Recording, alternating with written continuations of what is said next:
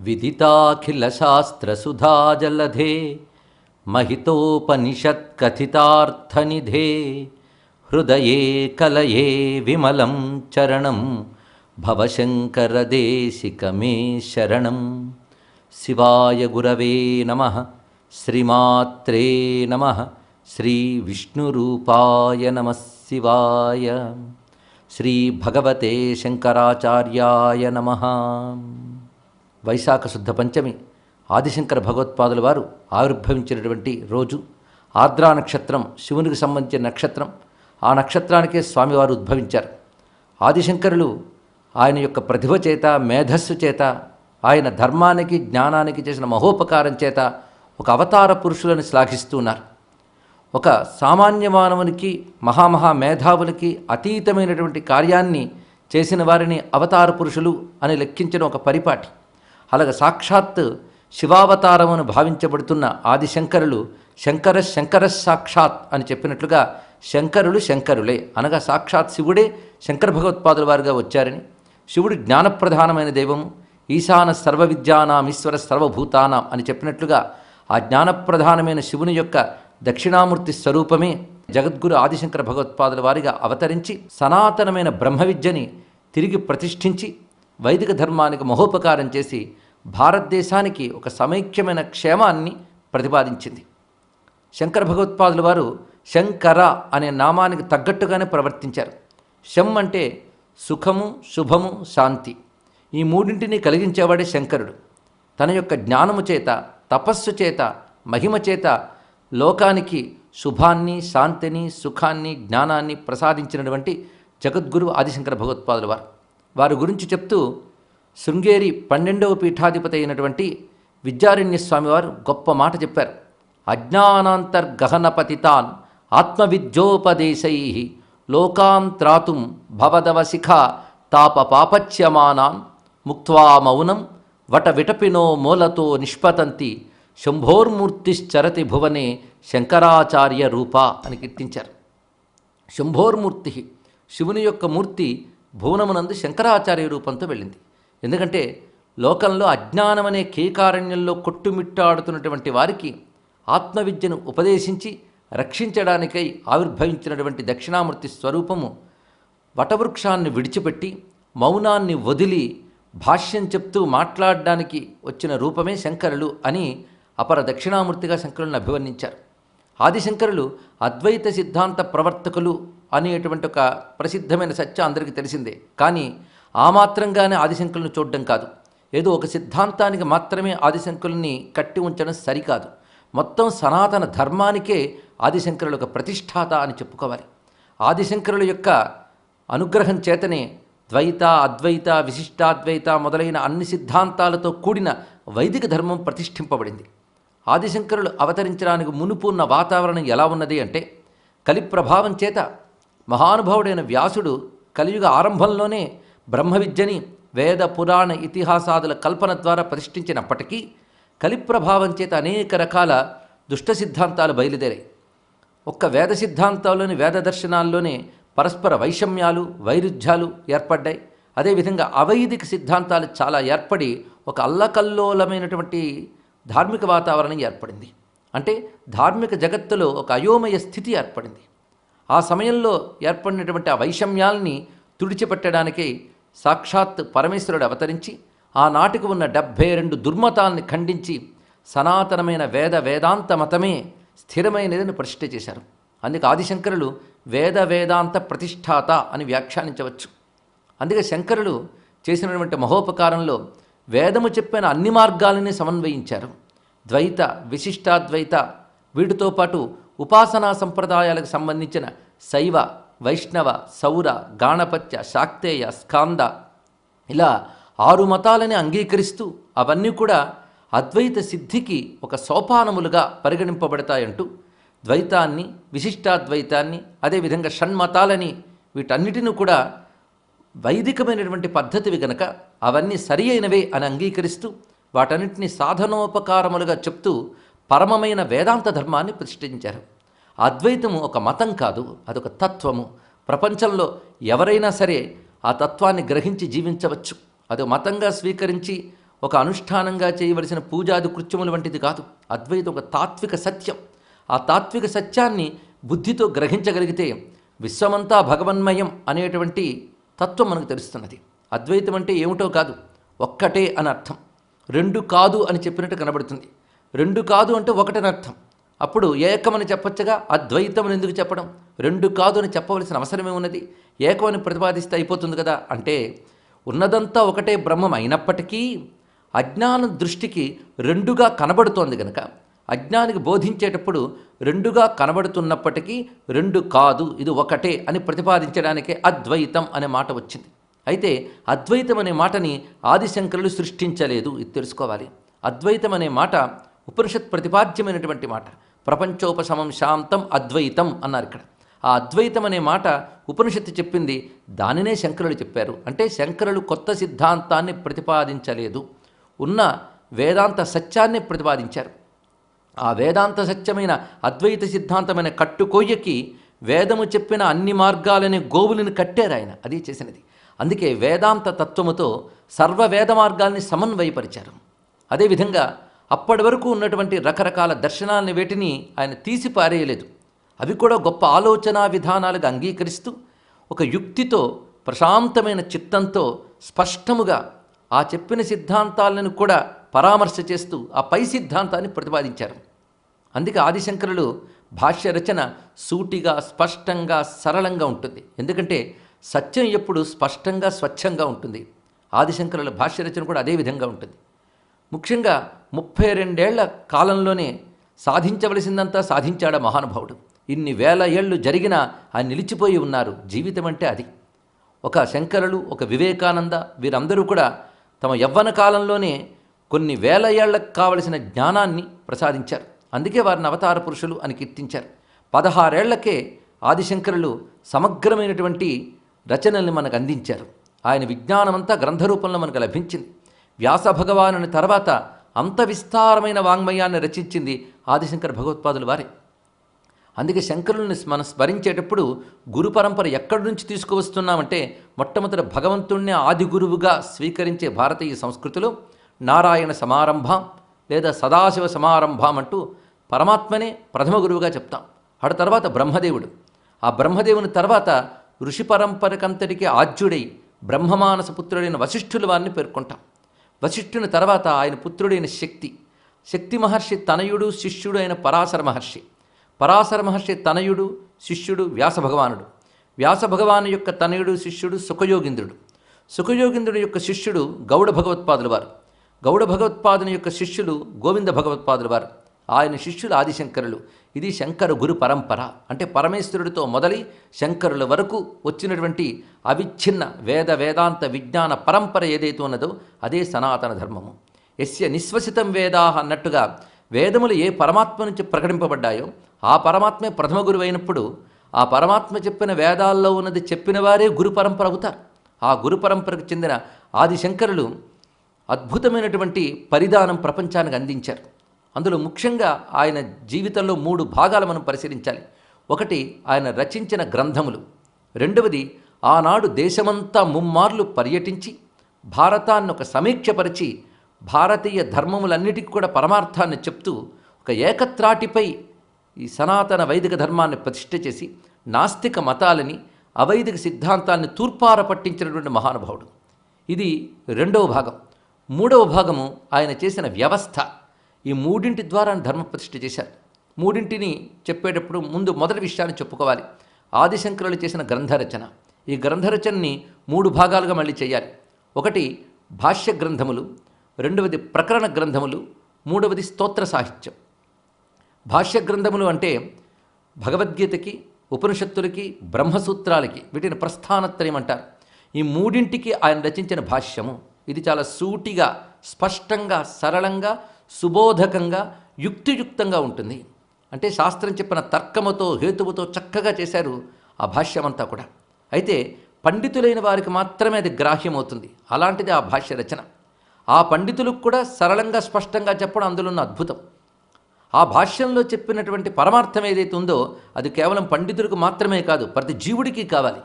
అందుకే తరించాలి అనుకున్న జీవులు తరించడం కోసం ఆ భాష్యాల్లో చెప్పిన అంశాన్నంతటినీ రెండవ రకం సాహిత్యంలో అందించారు. అది ప్రకరణ గ్రంథ సాహిత్యం. అది వివేక చూడామణి, అపరోక్షానుభూతి, ఆత్మబోధ ఇలా చెప్పబడుతూ వచ్చిన ప్రకరణ గ్రంథ సాహిత్యం చాలా విస్తారంగా ఉంది ఆదిశంకరుల వారిది. చిన్న చిన్న పుస్తకాలు మొదలుకొని ఉద్గ్రంథాల వరకు ప్రకరణ గ్రంథాలు చాలా రచించారు. ఒక్క వివేక చూడామణి చాలు, అసలు ఏ మతము ప్రసక్తి లేకుండా అద్భుతమైన జీవిత సత్యాన్ని, విశ్వరహస్యాన్ని అందించేటువంటి గ్రంథం వివేక చూడామణి. అదేవిధంగా ప్రశ్న సమాధానము అంటే ప్రస్తుతం ఉన్న క్విజ్ అనే ప్రక్రియ ప్రకారంగా మహానుభావుడు ప్రశ్నోత్తర మాలిక అనే పేరుతో మొత్తం వేదాంత ధర్మాన్ని, ప్రతి మానవుడి కర్తవ్యాన్ని సామాన్య మానవుని ఉద్దేశంలో పెట్టుకుని రచించారు. అదేవిధంగా భజగోవిందం మొదలైనటువంటి శ్లోకాల ద్వారా మహానుభావుడు వేదాంతాన్ని బోధించారు. ఇలా ప్రకరణ గ్రంథ సాహిత్యం అంతా రెండవ భాగం అని చెప్పబడుతుంది. ఇందులోనే ఏకశ్లోకి మొదలుకుని సహస్రశ్లోకి వరకు కూడా రచన చేశారు. ఉపదేశ సాహస్రి మొదలైనవన్నీ కూడా గంభీరమైన భావాలు, అందమైనటువంటి పద్యాలతో, శ్లోకాలతో, వాక్యాలతో ఆ మహానుభావుడు ఈ రెండవ రక సాహిత్యాన్ని ఇచ్చారు. మూడవది స్తోత్ర సాహిత్యం. ఏకశ్లోకి మొదలుకుని సహస్రశ్లోకి వరకు కూడా రచన చేశారు. ఉపదేశ సాహస్రి మొదలైనవన్నీ కూడా గంభీరమైన భావాలు, అందమైనటువంటి పద్యాలతో, శ్లోకాలతో, వాక్యాలతో ఆ మహానుభావుడు ఈ రెండవ రక సాహిత్యాన్ని ఇచ్చారు. మూడవది స్తోత్ర సాహిత్యం. ఆదిశంకరులంటేనే స్తోత్ర సాహిత్యం గుర్తొస్తుంది. ఏ దేవతా భక్తుడికి కావలసిన స్తోత్రములు ఆ దేవతా భక్తునికి అందించారు ఆయన. గణపతి భక్తులకి గణపతి స్తోత్రములు, అదేవిధంగా సుబ్రహ్మణ్య భక్తులకి సుబ్రహ్మణ్య భుజంగ ప్రయాతం లాంటి శ్లోకములు, ఇక శివానందలహరి, సౌందర్యలహరి, భజగోవిందం, హరిమీడే స్తవము, విష్ణు షట్పదీ స్తోత్రము ఇలా చెప్తూ పోతే స్తోత్రవాంగ్మయం అపారంగా రచించారు. ఇక వివిధ క్షేత్రముల్లో భారతదేశంలో సంచరించేటప్పుడు ఆ క్షేత్రాల్లో ఉన్న దేవతలను ఉద్దేశించి ఆయన చేసిన స్తోత్రములు అద్భుతాలు. అవి అష్టకాలు మొదలైనటువంటి సంఖ్యల్లో కనబడుతున్నప్పటికీ అవి కవితాపరంగా అంటే పొయిట్రీ కోణంలో చూసినప్పటికీ కూడా నాస్తికుడైనా సరే ఆస్వాదించగలిగినంత కవిత్వాన్ని అందులో చూపించారు. అందులో శివానందలహరి, సౌందర్యలహరి ప్రతి శ్లోకం ఒక రసగుళిక, అలాగే ఆనందలహరి, కనకధార స్తోత్రం ఇవన్నీ అత్యద్భుతమైనటువంటి స్తోత్రవాంగ్మయం. ఇక కరావలంబ స్తోత్రం, లక్ష్మీ నృసింహ మమదేహి కరావలంబం ఇత్యాది శ్లోకములు, దేవరాజ సేవ్యమాన పావనాంఘ్రి పంకజం, వ్యాళ యజ్ఞసూత్రమిందు శేఖరం కృపాకరం, నారదాది యోగి బృంద వందితం దిగంబరం, కాశికాపురాధినాథ కాలభైరవం భజే అంటూ కాలభైరవాష్టకము, దేవి సురేశ్వరి భగవతి గంగే త్రిభువన తారిణి తరళ తరంగే, శంకర మౌళి విహారిణి విమలే మమ మతిరాస్తాం తవ పదకమలే అంటూ చేసిన గంగా స్తోత్రము. ఒకటేమిటి, అనేకమైన స్తోత్రములు నేటికి సామాన్య భారతీయుని నోట కూడా పాడబడుతూ ఉన్నాయి. భజగోవిందం ఎవరు మర్చిపోగలరు? ఆధ్యాత్మికతతో కాసింత పరిచయం ఉన్న ఎవరైనా భజగోవిందం భజగోవిందం గోవిందం భజ మూఢమతే అని చదువుకోవలసినది. అదేవిధంగా అన్నపూర్ణాష్టకము, కాశీ విశ్వనాథాష్టకము ఇలాంటివి ఎన్నెన్నో రచనలు చేశారు. అంటే సామాన్యంగా చేసుకునే దేవతా స్తోత్రం మొదలుకొని గొప్పగా ఆలోచించవలసిన వేదాంతం వరకు అన్నిటినీ ఒంటి చేత్తో అందించినటువంటి మహానుభావుడు ఆదిశంకర భగవత్పాదుల వారు. వారి వారి మనఃప్రవృత్తులు బట్టి భక్తితో వెళ్ళేవారు, జ్ఞానంతో వెళ్ళేవారు, ధర్మ మార్గంలో వెళ్ళేవారు. ముగ్గురికి కావలసినవన్నీ బోధించారు. పైగా ఇవన్నీ తీర్థానికి తీర్థం, ప్రసాదానికి ప్రసాదంగా విడివిడిగా ఉండవు, ఒకదానికొకటి అనుబంధం ఉంటుందని చక్కగా చెప్పారు ఇక్కడ. అందుకే ఆయన వ్యవహార సత్యము అనే దృష్టితో ద్వైతాన్ని, విశిష్టాద్వైతాన్ని అంగీకరించారు. ఎంతవరకు దేహము నేను అనేటువంటి స్పృహ లేదా భ్రాంతి మనకుంటుందో అంతవరకు జీవభావం ఉంటుంది. జీవభావం ఉన్నంత వరకు కూడా భగవంతుని మన దాసులుగా ఉంటూ భగవత్ప్రీతిగా ధర్మాన్ని ఆచరిస్తూ దాని ద్వారా చిత్తశుద్ధి సంపాదించుకున్నాక అప్పుడు అద్వైత జ్ఞానము, అప్పుడు జీవేశ్వర అభేదము అంటూ ఒక క్రమాన్ని అందించారు. దీన్ని అందుకునే వివేకానంద ఒక మాట చెప్పారు, ద్వైత, విశిష్టాద్వైత, అద్వైత మూడు వేరువేరు భాగాలు కాదు, ఇవి ఆధ్యాత్మిక మార్గంలో మూడు మజిలీలు అని బోధించారు. ఇలాంటి అద్భుతమైన సమన్వయం వేదాంతం ద్వారా అందించిన వారు శంకర భగవత్పాదుల వారు. అందుకే ఆయన సమన్వయ చక్రవర్తి అని కీర్తించవచ్చు. ఆయన వచ్చిన తర్వాత మొత్తం వేద ధర్మములన్నీ కూడా తిరిగి పరిపుష్టి పొందాయి. అలా చేసిన మహానుభావుడు చేసిన మూడవ క్రియ ఏమిటి అంటే ఒక వ్యవస్థని ఏర్పరిచారు. మునిపే చెప్పినట్లుగా ఒకవైపు గ్రంథరచన, రెండో వైపు దేశమంతా పర్యటించి ఆయన ఆనాటి మేధావి లోకాన్ని కూర్చోపెట్టి చర్చ చేశారు. ఆ చర్చలతో తన యొక్క యుక్తిని చూపిస్తూ ఇది సత్యం, మీరు ఆలోచించండి, ఏది సత్యమో చెప్పండి అంటూ ఆనాటి మేధావి లోకం అంటే పండితులోకాన్ని కూర్చోబెట్టి చర్చ చేసి తాను చెప్పిన సిద్ధాంతం యొక్క ఉత్కృష్టతని వారి చేత అంగీకరింపజేసి అలా మొత్తం దేశమంతా వ్యాపింపజేశారు. ఆనాడు ఏ మాధ్యమాలు లేని రోజుల్లో, ఎటువంటి రవాణా సదుపాయాలు లేని రోజుల్లో కేవలం యోగశక్తితో 32 ఏళ్లకే ముమ్మార్లు ఆసేతు సీతాచలం పర్యటించి వెళ్ళిన ప్రతి చోట తన ముద్రని, తన జ్ఞాపకాన్ని నేటికీ నిలిపి ఉంచిన మహానుభావుడు.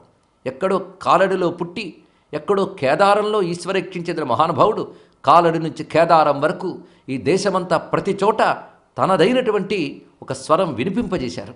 అందుకే ఎక్కడో మధ్యప్రదేశ్కి వెళ్ళి ఉజ్జయిని దగ్గర చూస్తే అక్కడ ఒక శంకరుల మందిరం ఉంటుంది. ఎక్కడో ఉత్తరప్రదేశ్ నుంచి వెళుతూ ఉంటే అక్కడ శంకరుల స్థానం కనబడుతుంది. కాశీలో శంకరుల యొక్క నివాసం, అక్కడ ఆయన చేసినటువంటి మహాకృత్యములు ఇవన్నీ కూడా అందరికీ తెలుస్తాయి.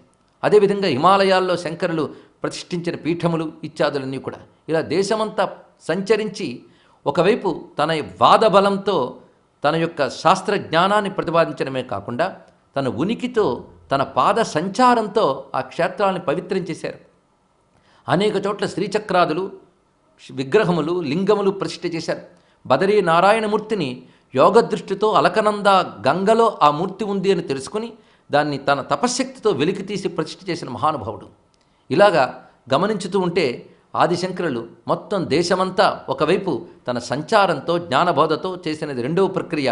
మూడవది వ్యవస్థ అని చెప్పుకున్నాం. ఈ వ్యవస్థలో మనం తెలుసుకోవాల్సింది పీఠస్థాపనము. ఇది ప్రధానంగా 4 పీఠాన్ని ప్రతిష్ఠించారు శంకరులు 4 దిక్కుల్లో. ప్రధాన పీఠమైనటువంటి శృంగేరి కర్ణాటక ప్రాంతంలో దక్షిణాపథానికి చెందినదైతే, అటు తర్వాత బదరీపీఠము, ద్వారకాపీఠము, పురీపీఠము, ఇలాగా 4 స్థలాలలో 4 దిక్కుల్లో భారతదేశానికి చతుర్వేద సంఖ్యతో 4 స్తంభాల్లాగా ధర్మమనే మహాసౌధానికి 4 స్తంభాల వలె 4 పీఠాలను ప్రతిష్ఠ చేశారు. అదేవిధంగా శంకరాచార్యులు అనేక చోట్ల తన యొక్క విద్యని, జ్ఞానాన్ని ప్రతిష్ఠించారు గనక ఆయన పేరుతో మరికొన్ని పీఠాలు కూడా వ్యాప్తి చెందాయి. అలాగా కాంచీపీఠం కూడా శంకరపీఠముగా కొన్ని ఆధారాలతో నిరూపింపబడుతున్నాయి. వాటిని కూడా మనం గౌరవించవచ్చు. ఎందుకంటే ఆదిశంకరుల విజ్ఞాన పరంపర అక్కడ అవిచ్ఛిన్నముగా కామకోటి పీఠం అనేది ప్రతిష్ఠింపబడి ఉన్నది. ఇలా చూస్తూ శంకరుల యొక్క ఆ పీఠస్థాపన అనే వ్యవస్థను మనం మెచ్చుకోవాలి. ఇది ఆర్గనైజేషన్ స్కిల్స్ అని అంటారు.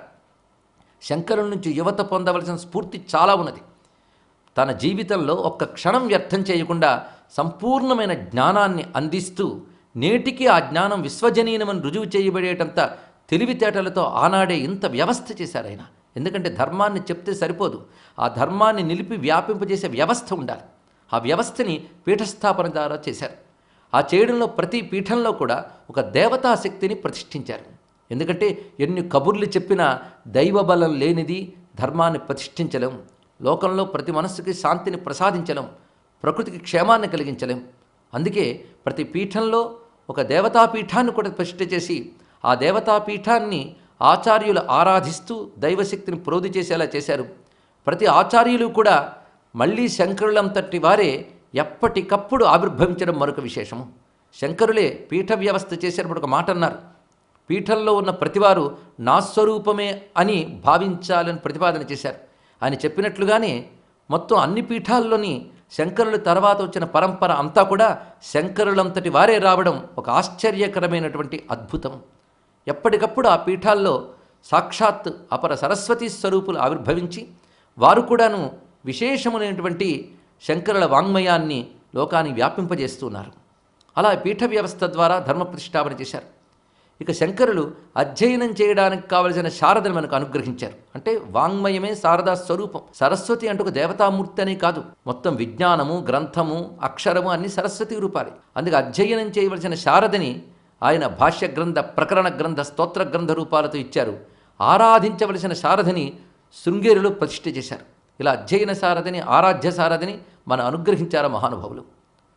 ఇంకొక విషయం, ఆయన భవ్యమైనటువంటి కాశ్మీర దేశంలో సరస్వతీ పీఠంలో ఆనాడు సర్వజ్ఞ పీఠాన్ని అధిరోహించారు. దక్షిణాపథం నుంచి వెళ్ళిన ఒకే ఒక్క మహాపండితుడు ఆయన. ఇన్ని పరిశీలిస్తే ఆయన శివుడే అని నమస్కరించక తప్పదు. చిత్రం ఏంటంటే తర్వాత వచ్చిన మహానుభావుల్లో కూడా విద్యారణ్యులు మొదలైనటువంటి వారు, చంద్రశేఖరేంద్ర సరస్వతీ స్వామివారు, భారతీతీర్థ మహాస్వామివారు, ఇలాంటి మహాత్ములందరూ కూడా ఆదిశంకరులు చెప్పినటువంటి సత్యం ఎంత విశ్వజనీయమైనదో తెలియజూస్తూనే ఉన్నారు. ఆ పరంపర ద్వారా అందుకున్నది, ప్రపంచమంతా తెలుసుకున్నది ఏ భారతీయ వేదాంతముందో దానికి ప్రపంచ మేధావులందరూ మోకరిల్లుతున్నారు. అది తెలుసుకోవాల్సింది. ఇప్పుడు అధునాతన విజ్ఞానంతో సమన్వయించి చూస్తే సరిపోయేటువంటి తత్వము ఆదిశంకరుల యొక్క అద్వైత తత్వమే అని అనేక విధాలుగా రుజువు చేయబడుతున్నది. అంటే ఈ వైజ్ఞానిక యుగంలో కూడా, తార్కిక యుగంలో కూడా ప్రతిపాదింపబడుతున్న, అంగీకరిస్తున్న సత్యము అద్వైత వేదాంతము. అది మన యొక్క ఉపనిషద్ విజ్ఞానం ప్రతిపాదించింది. దాన్ని శంకరులు స్పష్టపరిచి ప్రతిష్ఠించారు. అందుకే చతుర్భి సహితై శిష్యై శంకరో అవతరిష్యతి అనేటువంటి మాట శివరహస్యం అనే గ్రంథంలో వ్యాసులు వారు పేర్కొన్నారు. భవిష్యత్ అవతారాల గురించి చెప్తూ ద్వాపర యుగాంతంలోనే ఈ మాట అన్నారు వ్యాస భగవానుడు. రానున్న కలియుగంలో ధర్మ ప్రతిష్టాపనకి దక్షిణామూర్తి స్వరూపైన పరమాత్మ 4 శిష్యులతో ఆవిర్భవిస్తారు అని చెప్పారు. ఆ 4 శిష్యులు పద్మపాదాచార్యులు వారు, సురేశ్వరాచార్యులు వారు, తోటకాచార్యులు వారు, హస్తామలకాచార్యులు వారు. 4 వేదాలతో ఓంకారంలాగా 4 శిష్యులతో ఆదిశంకరులు భాషిస్తూ ఆ శిష్య పరంపర కూడా కొనసాగుతూ వస్తున్నటువంటిది. ఇది వ్యవస్థ చేసినటువంటి అద్భుతమైన పద్ధతి. అదే తర్వాత వచ్చినటువంటి సంప్రదాయాలకు కూడా మార్గదర్శకమైనది. శంకరులు ప్రతిష్ఠ చేసినటువంటి సనాతన ధర్మాన్ని తర్వాత వచ్చినటువంటి అన్ని సిద్ధాంతాల ఆచార్యులు కూడా వారి వారి భావాలకు అనుగుణంగా వ్యాఖ్య చేస్తూ, వ్యాప్తి చేస్తూ అన్ని రకాల సంప్రదాయ వేదధర్మ శాఖల్ని విస్తరింపజేశారు. ఇలా మనం గమనించుతూ వెళుతుంటే శంకరుల అవతారం గురించి వేదాల్లోనే ప్రతిపాదింపబడింది అంటారు శ్రీ శ్రీ శ్రీ చంద్రశేఖరేంద్ర సరస్వతి మహాస్వామి వారు. ఎక్కడ అంటే రుద్రమంత్రాల్లో నమఃకపర్దినే చ వ్యుప్త కేశాయ చ అనొక మంత్రం ఉంది. అంటే జటాజూటం కలిగిన శివునికి నమస్కారము, తల గొరిగించుకున్న శివునికి నమస్కారం అని ఉన్నది. అయితే జటాజూటం కలిగిన శివుడు అంటే దక్షిణామూర్తి స్వరూపం కనబడుతున్నది. తల గొరిగించుకున్న శివుడు అంటే పురాణాలు ఎక్కడా కనబడ్డు. ఆయన ఎవడయ్యి ఉంటాడు అంటే అదే ఆదిశంకర రూపము, అదే వేదాల్లో ప్రతిపాదింపబడింది. రాబోయే స్వరూపాలను కూడా వేదం చెప్తుంది కనుక శంకరుల స్వరూపము వేదమునందే ప్రతిపాదింపబడుతున్నది అని ఒక అద్భుతమైన భావాన్ని పరమాచార్యుల వారు తెలియజేశారు. ఇలా మనం గమనిస్తూ ఆదిశంకరులు ఇచ్చినటువంటి వాంగ్మయంలో రోజుకొకటైనా చదువుకుందాం, దాని ద్వారా మన బుద్ధిని వికసింపజేసుకుందాం అని సంకల్పం చేసుకుని వారి వారి స్థాయి బట్టి స్తోత్ర వాంగ్మయంతో ప్రారంభించుకుని వేదాంత గ్రంథాల వరకు విస్తరిస్తూ సనాతన హైందవ ధర్మాన్ని ప్రతిష్ఠించుకుందాం. జగద్గురువుని ఆశ్రయిద్దాం. వందే శ్రీ జగద్గురుం.